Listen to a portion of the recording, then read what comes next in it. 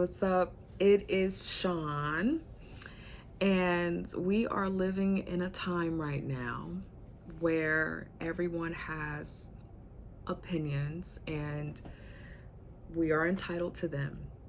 I think opinions help us make sense of the world that we're living in. It kind of helps us to know what decisions to make, how to make a decision, because we're using our experiences, our wisdom, and all of that, and some other factors to determine a thing. And I think that, along with some other cool stuff jumbled in that pot, creates a thing called an opinion.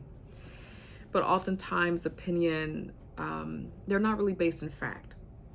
Sometimes a little bit of data can be in that pot too, but for the most part, it's just how you feel and what you are denoting and what you making sense of, usually based off of anecdotal experience, right?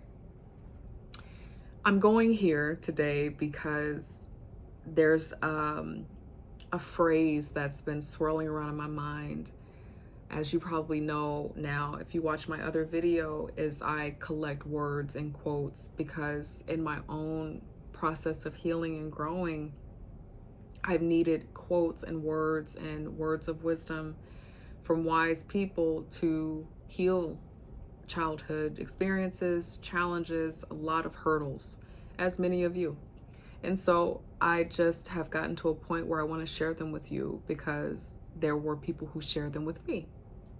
So I'm talking about opinions because this particular phrase has been in my mind. Someone's opinion of you does not have to become your reality.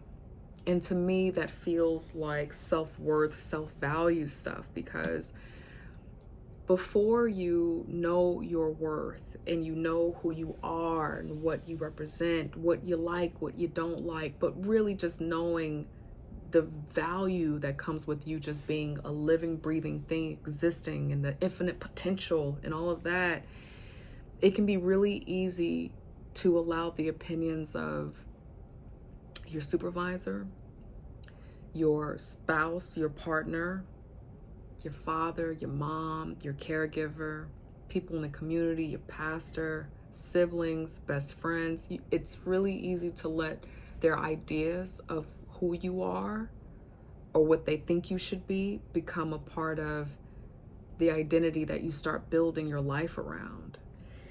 And some people live a long life like that. You may know some people who have lived a long life of just letting someone's opinion, a collection of opinions from external, develop who they come to believe they are. So they go after certain jobs based off of this identity, based on some opinions. Their romantic partners, where they live, what they eat, like everything becomes built around that. But usually and often, there are these nudges that happen throughout life that come to try to wake us up from that, because we're not living a fully fulfilling life because we've lost access to truly who we are and what's trying to emerge. And so in those nudges, when we listen to them, it can be really scary, because whatever you've built in your life based off of this false sense of value based on the opinions of other people or wanting to please the opinions of other people, if you've built a whole lot, when you start examining the bricks of what you've built in your life, and I'm using some type of structure analogy, and you start taking these bricks out and you're examining it, like, this wasn't even what I wanted, but this person thought this would be best for me, or this person thought I'd look good wearing this, and you're looking at all of these bricks, you're probably going to collapse the structure. Because you're looking at all these bricks like, that brick is not even me. Like, I didn't even really like this brick. Anyway, that's the scary part, because everything will have to come crashing down. Everything will probably fall when you start to reevaluate who you are. And I think that's why so many of us we take a long time to really examine our lives, our purpose, who we are, what we believe, because everything might fall. But let me tell you something. If you're bold enough and strong enough to stop the opinion work of the people around you, loving or not, whatever they are, doesn't matter, but spend some time hearing you first and trusting that first, out of all of the ashes and all that has collapsed, you will build a solid structure in your life, a solid identity. And then you'll be able to hear the opinions of other people and be able to listen for what feedback is going to be helpful. Even if it's hard feedback, you'll be able to have an ear to know if what people are telling you in their opinions is a tool or if it's a thing that is just coming to remove your ability to hear yourself.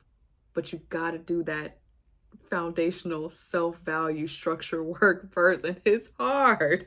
It can be really hard and it's scary. I'm talking to many of you where you're like, girl, been there, done that. I understand.